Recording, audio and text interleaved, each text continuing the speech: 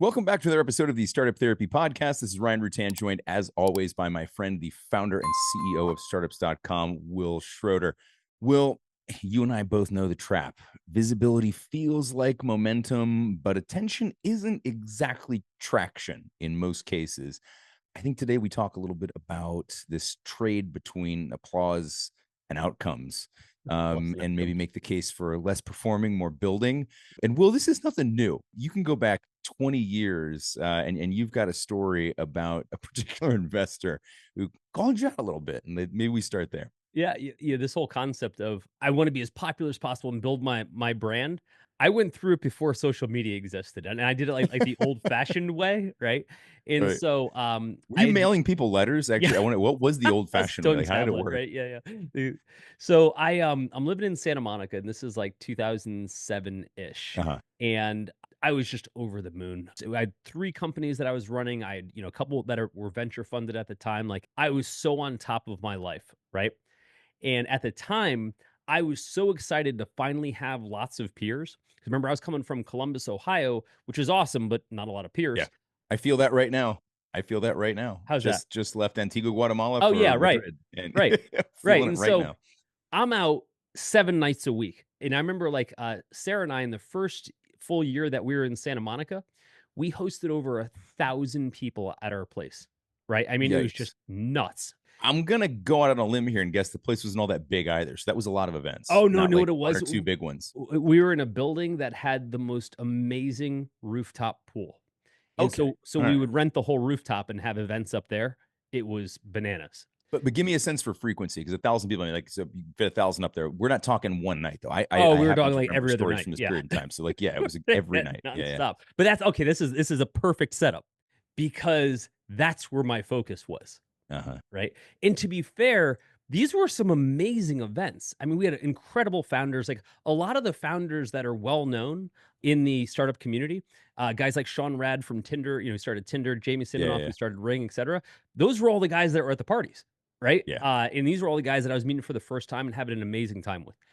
Anyway, we're doing all these events, and I'm doing yet another speaking event where it's some startup event, and I'm up there talking about my business, but really about startups and whatever. As I'm kind of networking after the event, one of my investors in this company called Afford It walks up to me. He's this great guy. He's a Persian guy named Cameron Porzanjani, right? Uh-huh. And Yep. Cameron, who's very forward, right? Very forward. Cameron sold Price Grabber to, I think, Experian, if I recall, it was a long time ago, for $300 million, I think in cash. And you became an angel investor, invested in my company. He walks up to me, doesn't skip a beat, and he says, "What the fuck are you doing here?" I was like, "Whoa, dude!" Right? I mean, not even a Whoops. high will, right? Yeah. And I was like, "Come again?" Right? And like, Uh-huh. I was scared. I was like, What just happened?" He's Yeah. like, "I just put money into your company, and every night I see you at another one of these events. What are you doing here? Why aren't you Yeah. back at your company building your company?" I was like, "Damn, dude." Yep. The problem was he was right. He was right, right? That's the thing. That's the And thing. Yeah. and I High and I level s thinking, when they said engage in high level thinking, high level conversations, they didn't mean just being on a rooftop near a pool. That wasn't quite what they had in mind, right? You know what's so funny? Right, I was just thinking about this. I think about how many times it would have been awesome if someone had pulled me aside and said, "What the fuck are you doing?" Yeah. So, Right. it was a gift. It was a gift. Doesn't feel like it for the first 10 or 15 seconds, It maybe not does even for the not, first 10 or right? 15 minutes, but a couple days later, you're like, you know what? Well, There's something the to that. reality is I had no answer. Right. Right? I was like, well, I mean, I'm technically, talking about the company, but I'm really personal brand building and just having fun, right? Yeah. And I was doing it because it felt good. I was doing it because it felt good. Because yeah, I'd get up there and people would clap when I talked, and people would invite me over for dinners and high fived and all these things, and everybody kept saying how great my business was and all these things, and I realized that I was getting more addicted to the validation than any level of productivity, and Oh I man, think that's attention's a sugar high, it right? But is. unfortunately, it comes at the cost of progress, which is probably more of like a slow burn protein, right? Got to be real careful there how far we shift that diet.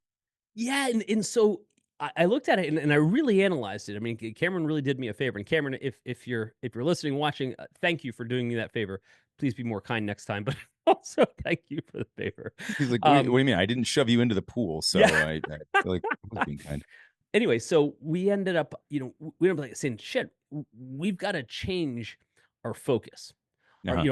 Our focus was again me getting out there and me doing the events and things like that. And I remember around this time, this is sort of related, right? There's a guy that you know of, Dharmesh Shah. He's the co-founder Yep. of HubSpot, right? Sure. And I've known Dharmesh for a really long time. Not super well, but like we started kind of the same business back in 2004, and so that's how we Hmm. got to know each other. I remember around that time that I was doing my publicity tour, Dharmesh was just heads down building HubSpot. And I remember when he told me what HubSpot was, I still had no idea what it was back then. But I remember around that time, he started to just arc hard because Dharmesh was actually working, Yeah. right? Like where I was out like shaking hands and high fiving, he Yeah. was back home working.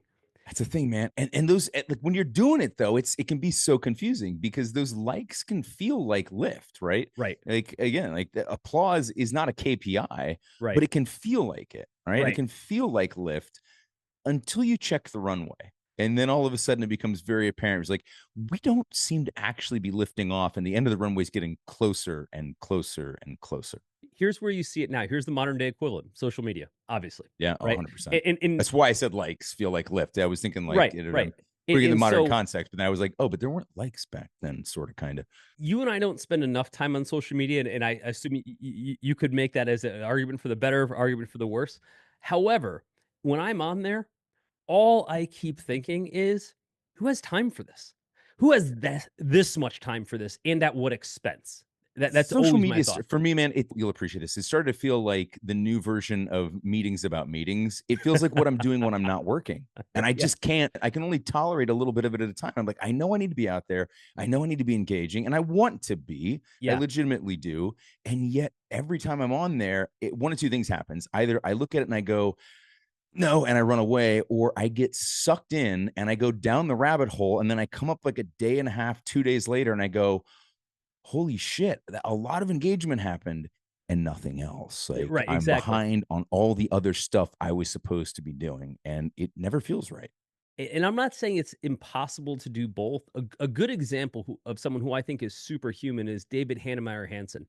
He is all over X 24/7 all the time on a million topics, and the guy's releasing product all the time. Now, he also built his business 25 years ago, right? True. So he's got a bit of a head start on this one. But he and Jason Fried have always been out there, always Always. been, Yeah. Yeah. and they're phenomenal marketers in that way, but they also get shit done. Yeah, they get shit done. DHH is also like winning races in a car simultaneously while tweeting and Right. building a business. I don't Yeah. understand how. Yeah, that guy's next level. You get that Elon Musk level, right? Where somebody who's Right. just like so invested can do both. Yeah. But I think that's incredibly rare. I think most of what I see are people that are wildly focused on that attention. And Yeah. again, I want to say I get it. I mean, I've lived it. I get it. We're in a business that is just riddled with Oh, for insecurity, sure. right? For So, sure. like, everything about what we do lacks validation. Whether Yeah. it's, hey, is my idea any good? Am I any good? Did I get anything useful done today? When I Yeah. post something, whatever it is, and I get likes and comments and validation, which is really what we're talking about, it makes Right. me feel good. It makes me feel Sure. good at a time when I'm not feeling particularly good. And I think where the trap starts. That's exactly it. I was getting ready to say that's the glue that sticks us to the trap, right? Right. When we can turn uncertainty into a validation hit, however small or however useless, Right. simply by getting those likes, getting those high fives, it makes us want to stay there, right? As opposed to just running back into the abyss. So I'm not curious about why it happens, but I think we do need to shine the light on it and make sure that people do see why it happens and understand that they do need to be careful how much time they're spending there, and whether or not they're actually getting stuff done, because I think we can run into this thing where it's like a performance mindset versus a builder mindset. Who am I spending my time for right now? Am I Right. spending my time doing something for my audience, or am I doing something for my users, my customers, my clients? And I think that's where we have to be really careful not to skew Right, that right, balance. exactly. And I think for a lot of people, it becomes a bit of like a self-propelling PR machine. Like Yeah, you're more focused on how is the PR performing sure. than how is the business performing. I Yep. see this a lot really with funded companies where they get to a point where they're like, everything has to be, how does it look? Right? Yeah, yeah. Let's release this product or make this statement, not necessarily because it's the most important thing, but because it'll attract more investors. Let's do this because it'll get better attention. Let's post this because we think it'll go viral on social media. And I Right. look at that and I'm like, okay, but is that really the best thing for your business? Like, is that actually going to build the business? Yeah. And the answer is usually no, which I think is interesting. Yeah, for sure. Again, like, popularity doesn't equal progress. High fives don't equal product market fit. And I think there's something else that's really dangerous that can happen there is it can actually lead you in the wrong directions, right? Instead Right. of really validating stuff with the people that matter the most, right? Not that having an audience as a proxy isn't a bad thing, but I think there are times, and I've certainly fallen prey to this, where because I started to get validation around a concept or something, I started to double down on that because it's happening in social or it's happening in within my audience or my network, as opposed to I've tested this within the actual user base, within our customers, within our clients, Right. and it's achieving the results we want there. You can actually start building the wrong stuff Yep. simply based on that signaling, and that is super, super dangerous. I remember watching this in real time years ago. The fact that you probably don't even remember this company is such a why it's going to be a perfect example. It was called Quibi, okay? And a lot of people won't remember this, but this was co-founded by Meg Whitman, who was the rock star CEO of eBay back in the day, There we go. and Yep. Jeffrey Katzenberg, right? Actual total G within the media space. And it was supposed to be short form content. I guess in retrospect, it might have been what TikTok is now, but minus the social network. Ryan, they raised $1.75 billion Yeah. Yep. billion Yep. Yep. dollars, right? At a time when that was absolute bananas, right? That was Correct, the right. rest of what got funded that year. That's a lot now. That was all the money Yeah. back then, right? And the reason I'm bringing this one up, it's not to knock a failed startup. It was all Quibi ever was a press release, right? It was a $1.7 billion press release that never became an actual company, right? And that's where the press and the attention and everything else becomes the product. And I think when that happens, it becomes real dangerous. And I see this within startups. And like I said a moment ago, where they're posting everything on social media. And I'm like, Yeah. Okay, but are you getting anything done? Like what's happening Sure. behind the scenes? Right. But we went viral. Yeah. Okay, cool. But did virality net you any customers? Because if your viral moment led to zero customer acquisition or zero growth in any other way, then what are you actually doing? Yeah, I'm not worried about making the viral. Worried about making the payroll. Yeah. Let's focus on that. Perfect. Yeah, right. And I think what happens though is that as you start to invest all of this energy on what I'm going to call popularity, it comes at a tax of focus. It comes at a direct tax, and I witnessed that firsthand when I was at that whatever that event was that Cameron approached me at, and I was giving whatever speech I was giving.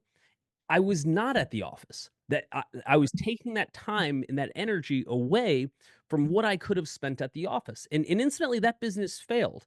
Did it fail because I was at networking events? Maybe not, right? Maybe not. But it didn't help. It certainly didn't help, right? It's not where I needed to be. Every event, every post, every one of these activities has a price, Yep. and you pay for it in things like product. You pay for it in things like revenue, in hiring, in all these other places where you're just not spending your time. I mean, it Right. really is just that simple. There's a there we're playing a zero sum game when it comes to our time, and Right. anywhere else we're putting it means we're not putting it to those places that might matter most. Now, again, this isn't a case against social media. This isn't a case against publicity. This isn't a case against being out there and gaining some visibility in the world, but it is a cautionary tale against creating some balance there.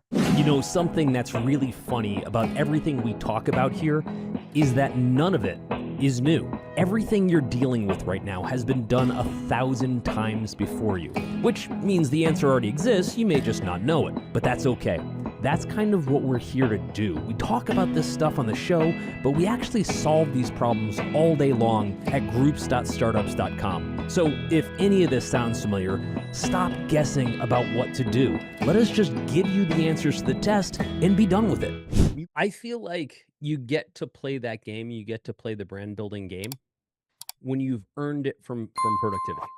Sure. So Yeah, yeah. going back to the example I gave with Dharmesh at HubSpot. Dharmesh is on social media a lot, but the dude's a billionaire now, right? He can be on social media as much as he wants. He already won, right? And so like when I see somebody do it after the fact, right? Our good friend here, Dan Martell, right? Dan is all over social media now, right? For folks that don't know, the reason we know Dan, we bought one of his companies, Clarity.fm. Dan, we've known Dan for a long time, but Dan's all over social media. But to Dan's credit, the reason he can be all over social media is because he already built a successful business behind it, right? Correct. So like Dan paid his dues and now he's going for the views, right? Yeah. But he's actually on the right order. Where I get concerned is when you flip it. When you're like, Yes. I want to be really popular and maybe I'll build a business.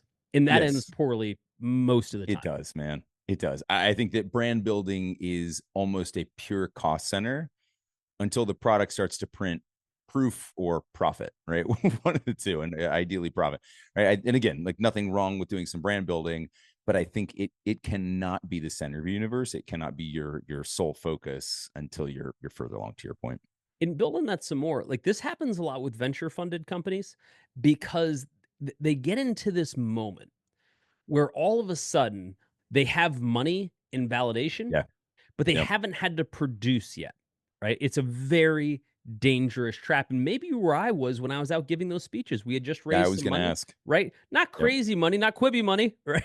Right. Right. That'd have been cool. But you get to this thing where big name investors just put money into you, right? So you're feeling pumped and validated about that. Right. Okay. You want to go out and you want to tell that story, which makes sense. There is some value in telling that story. However, there has to be a part of us that at the same time says, right now, this is just a honeymoon period. It means Yeah. nothing, right? Right. This doesn't actually become real until we show up with the revenue to back it up, right? And Yeah. thereafter, Exactly. profit and sustainability. And I Yep. think for a lot of businesses, they can't seem to get the importance of that front and center. I Yeah. raise money doesn't equal I've built a business, right? Correct. That comes later, Correct. if at all. Yeah. But I think when we're in that I raise money, I feel great going out on social. I feel great going to the conferences. I feel, great, running around town telling everybody how much money I've raised. And I get it. I get it. I did it. Yeah. Yeah. But at the same time, it's like, yeah, dude, but you also have to show up. And Right. it's kind of hard to show up and build the business you're telling everybody you've raised money to build without actually being at work doing your job. Yeah, and I think honestly, like there's an exponentiality to this trap too, because the inputs start to multiply with your popularity, Mhm. right? Because now all of a sudden, like as it starts to work and you start to get into those feedback loops, and all of a sudden you got DMs, you got invites, you got panels, you got all these other things you need to do, Absolutely. which is constant context switching, which Right. is just it's such a killer for founders. And we get so caught up in these external optics and saying like, well, how will this look as opposed to what will this do? And I Right. think we got to be super, super careful when we start to toe that line. I also think at some point, all that investment can also build the wrong brand. Let me give you some examples, Sure. right? So I think for some folks, they get into this, and a lot of social media anymore is personal social media, which is good, which is authentic, which it should be. The problem with that is it makes it harder to differentiate. So if I'm getting tons of likes about my political views, right? Awesome. Your personal brand is, really getting solid. But is that helping your business? I've watched this in different ways. The founder and CEO of Coinbase, Brian, just blanked on his last name, was very staunch about being Republican conservative views. I mean, from the Yes. start, he has Yep. been unflinching. And while I don't agree with all his views, I respect the fact that he's willing to stand in front of it. But now he's taking his personal views at the expense of Coinbase, right? At the expense. You want to take that to another level? Elon Musk, right? Look at the damage he's done to Tesla building his personal brand. I still don't understand how there haven't been actual like settled lawsuits out of some of the stuff he's done. Like he's definitely crossed the line. Like I get like there's a time where like sometimes you see the founder is like the star of the show, Mhm. and all of a sudden the product is just a prop. But he's taken that to an entirely different and very uncomfortable level. Which, statistically, absolutely none of us will ever get to. So Right. we're only coming from Yeah. a very We long should have so distance. much to risk, Yeah, right? That'd be exactly, great. exactly. So what I'm saying there though is there is a point where your personal brand building is mispointed. Either Yeah. it's really about you and your business is happening to benefit Yep. from it, or you don't realize the correlation between the shit you say online and how that affects your business. There Right. was boy, I'm trying to remember the name of another. It was like an online screen printing business, and this was like earlier in the year. And they took Yeah. a really tough line with voting Trump and a bunch of other like pretty significant stances. And again, this had like whether you're on either side of whatever party you're with and whatever, this isn't commentary on that. I'm saying when they took that stance, I remember watching the comment thread after they took that stance being like, "I've been with you for years and I'm leaving, I'm blah, blah." And I'm thinking to myself, dude, there is a point where your personal brand or your personal feelings has a detrimental effect on your business. Now, some people will say that's okay. That I'm Yeah. willing to bear that cost for my Yeah. Yeah. beliefs. And you know what? Your I will business, do whatever frown you will. standing on my principles. Sure. You bet. And I get that. And again, I'm not really trying to push back on standing up for your principles, but I am saying these are examples of where your personal brand, so to Yeah. speak, Yeah. can affect in a negative way your business. Or said differently, where you're building you and your business happens to be tagging along. Yeah, that's what I was saying before. Like the founder is the star, and then the product just becomes a prop at that point. There's a fair amount of people who don't even know that these people have a business. Ask 9 out of 10 people, I'll pick on Dan. Ask 9 out of 10 people what Dan's actual business is, and they probably can't tell you, Yeah, they're like right? something to do with abs. I'm Yeah. guessing. Maybe I don't know. Like Dan, we love you. probably. We could never stop picking on you. Anyway, my thing is that for those folks that are out there in their brand building, and again, I think it's a lot of attention seeking and validation seeking behavior. At some point, you got to be like, damn, dude, if all I'm doing all day is just kind of building my brand or reinforcing my insecurity, really, where does my business benefit? Right. What is happening there? Yeah, And yeah, I yeah. think it is tough too, because then to some degree it's like, well, can you even really separate those things, right? Does that just mean that founders of companies of certain sizes can't really have a personal brand that is maybe at odds with the company's brand? Right. And certainly see this in corporate, right? Like there are very few corporate CEOs who are allowed to have their own crazy ass personal brand. Right. And but we're still IBM on Yeah, this side of right. the fence, right? You just don't see that, right? It's just not the way it works. So corporates figured this out. Startups still haven't. Right? We've seen this play out for the worst I many, agree. many times over. Well, and on the corporate side too, they've had in some cases decades of being able to establish a brand or establish the Yep. culture or establish the presence. Yeah. And when a CEO comes out and goes way off the mark, now again, Yeah. it's different if you are a wildly successful CEO. I'm not saying you can't do Sure. damage, see Elon Musk. I'm not saying you can't do damage, but like you've already done the productivity part, right? And now Right. you want to have a voice, you want to change politics, you want to be Reid Hoffman at LinkedIn, standing up for the Democratic Party. So be it, right? Yeah. But Reid Hoffman's already put in his time, right? He built freaking LinkedIn, right? Like Exactly. he's good.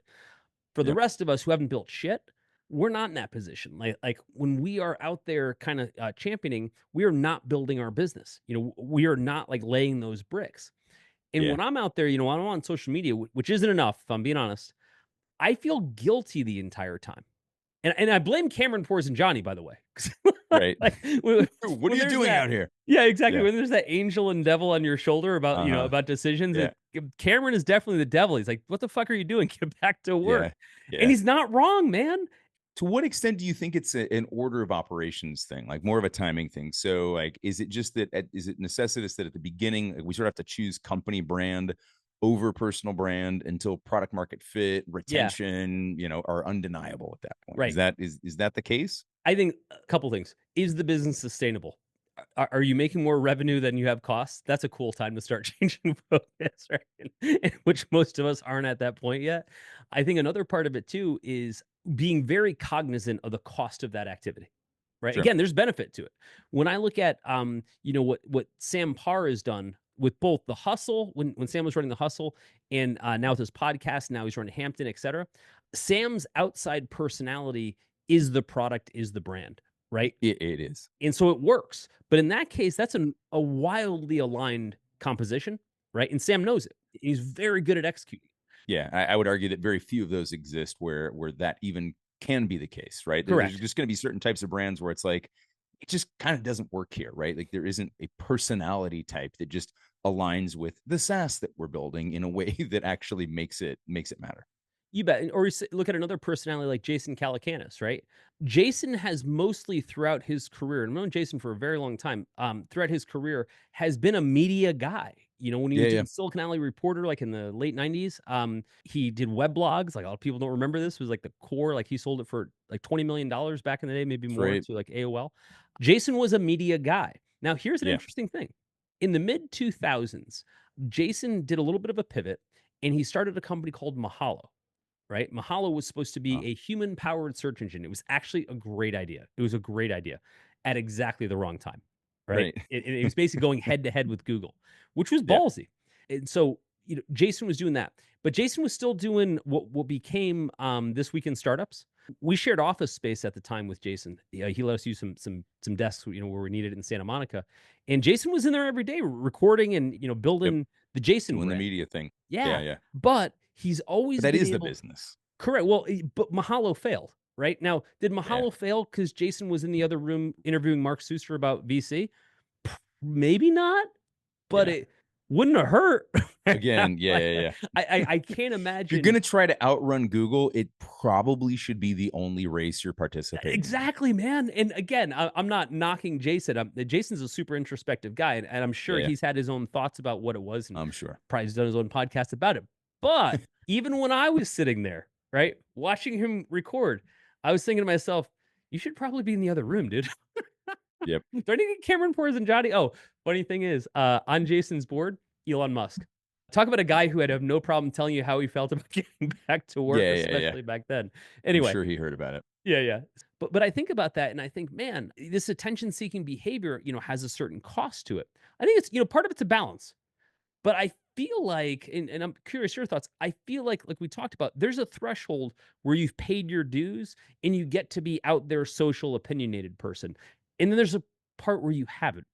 Yeah, and I think part of that is a function of focus and just being able to like we were saying before, like you when you no longer need to spend every waking second figuring out how do I get this thing to profitability? How do I make payroll? How do we get the Yeah. product actually launch? Yeah. Well, once that's behind you and you've got a little bit of tailwind, then you can choose how to spend the extra momentum. But until you do, I see because we work with founders from cocktail napkin idea all the way through publicly traded companies, and at the early stage of that. So if you're still waving that cocktail napkin around trying to get the ink to dry, and I see you putting a lot of energy into trying to build momentum around the personal brand, even if it's sort of kind of aligned with it, just still doesn't feel right.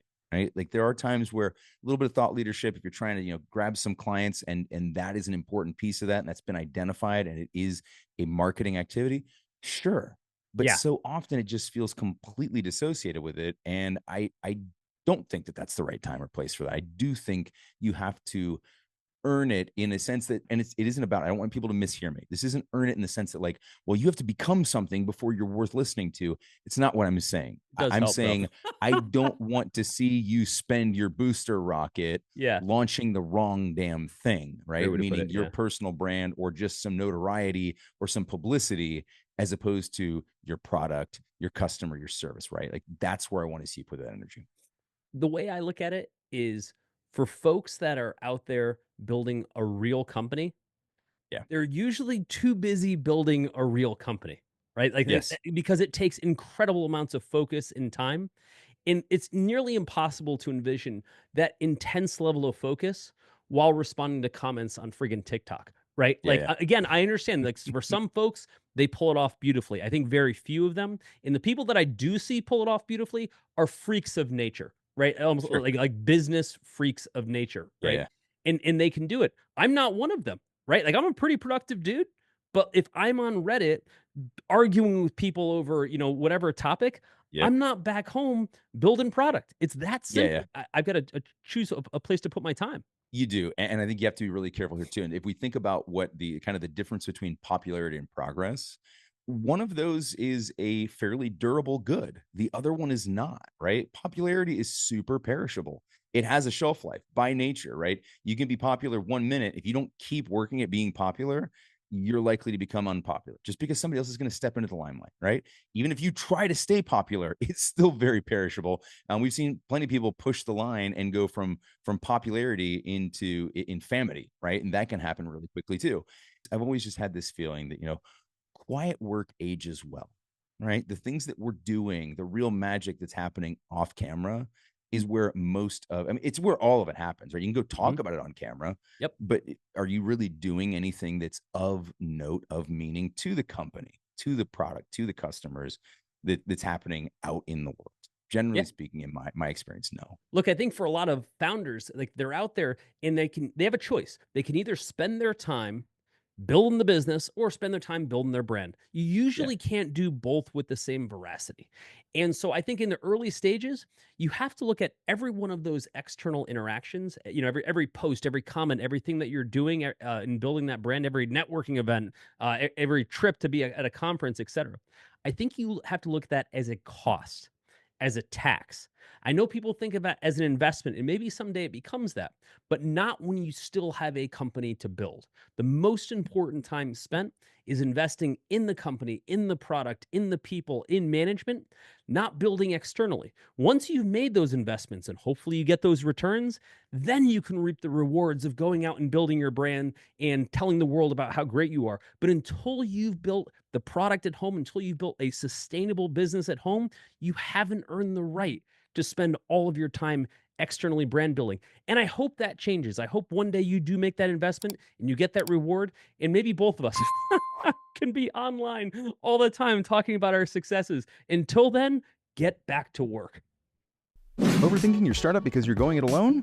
You don't have to, and honestly, you shouldn't, because instead, you can learn directly from peers who've been in your shoes. Connect with bootstrapped founders and the advisors helping them win in the Startups.com community. Check out the Startups.com community at www.startups.com to see if it's for you. Could be just the thing you need. I hope to see you inside.